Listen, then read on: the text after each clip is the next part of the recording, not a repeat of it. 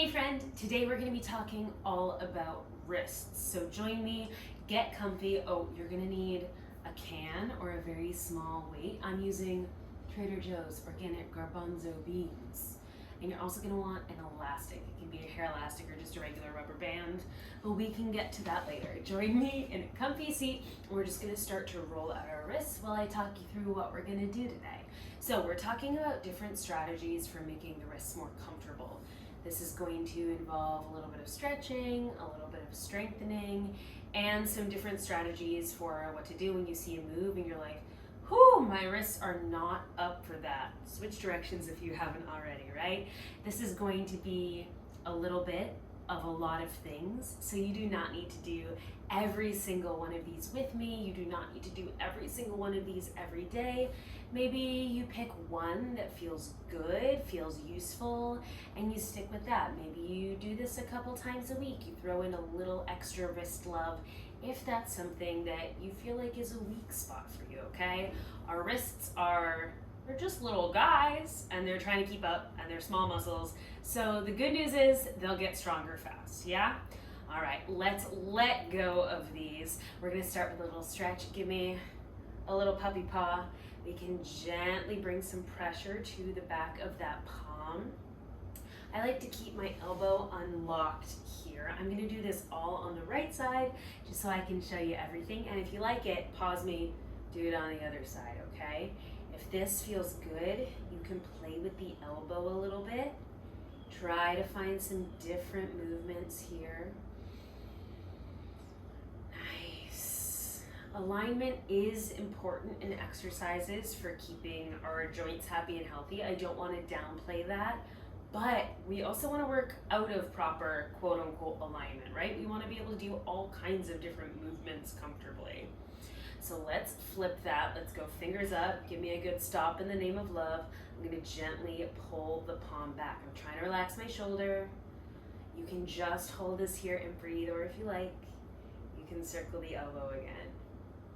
Woo. Good.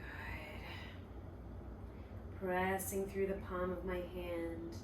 I'm here for 3, 2, 1.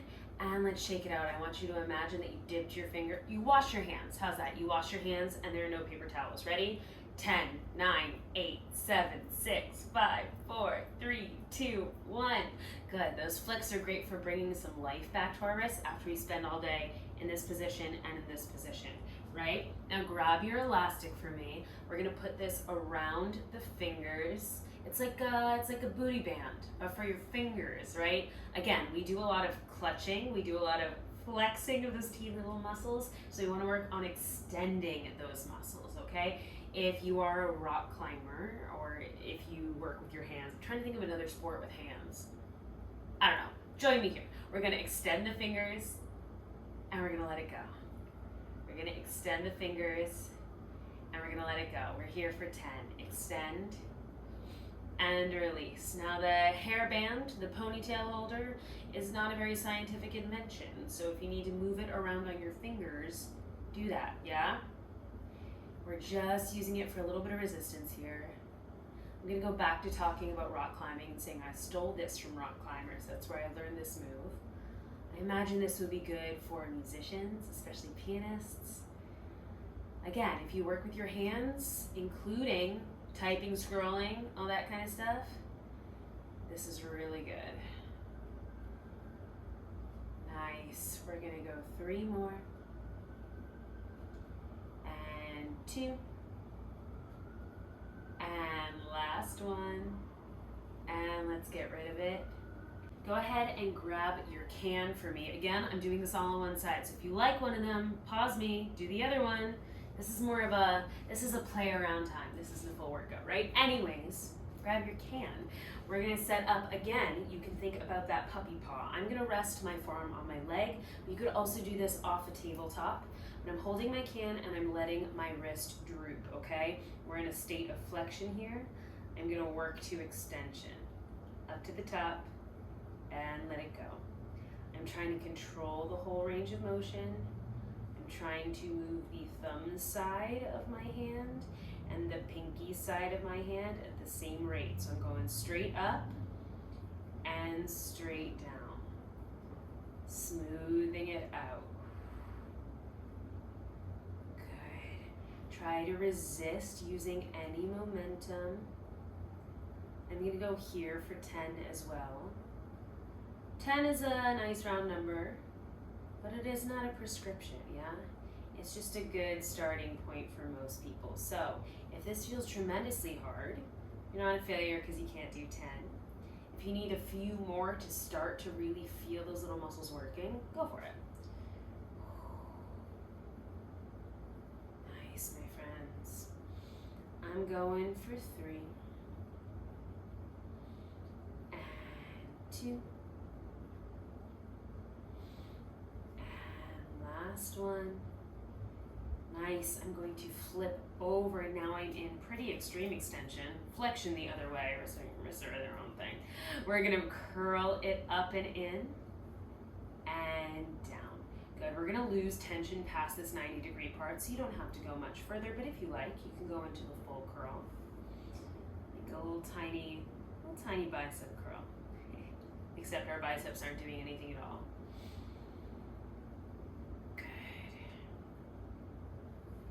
Controlling the way up, controlling the way down.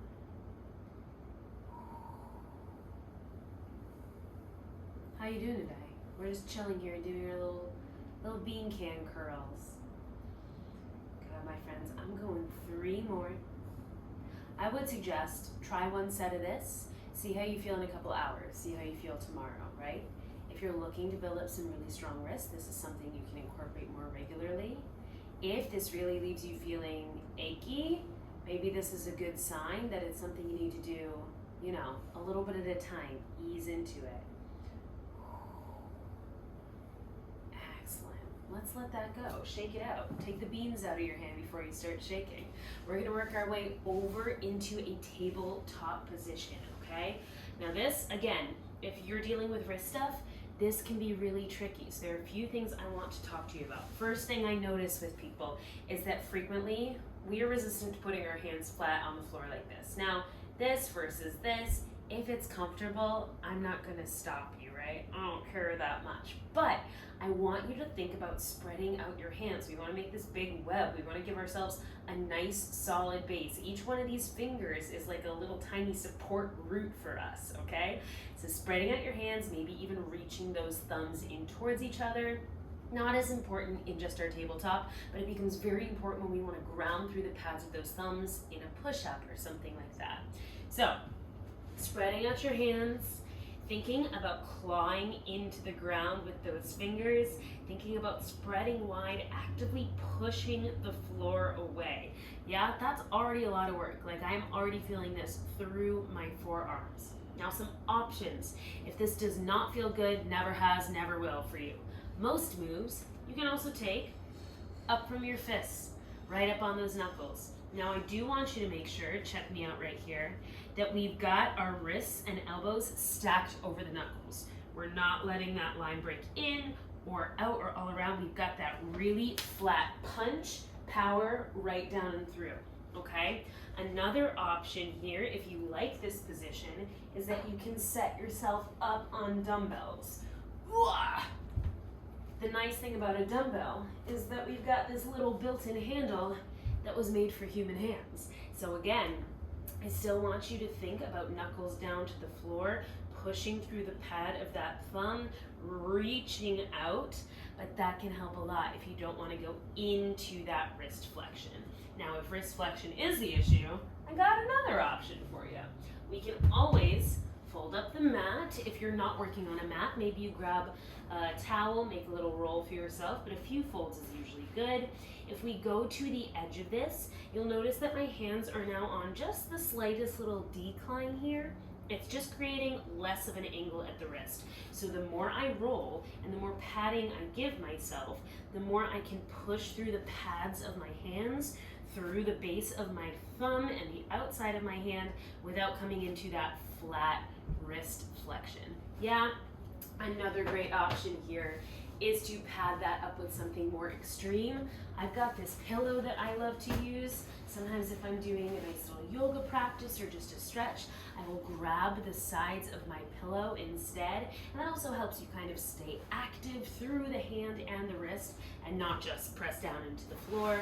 Or if you're comfortable with something more solid, you could even use a yoga block here, right off the side, grabbing the side, something like that. Bring the floor up to you, yeah? I think we all carry a lot of shame about grabbing for props because it feels like, oh, it's, I shouldn't need that. Like it's something extra, it's something I can't do.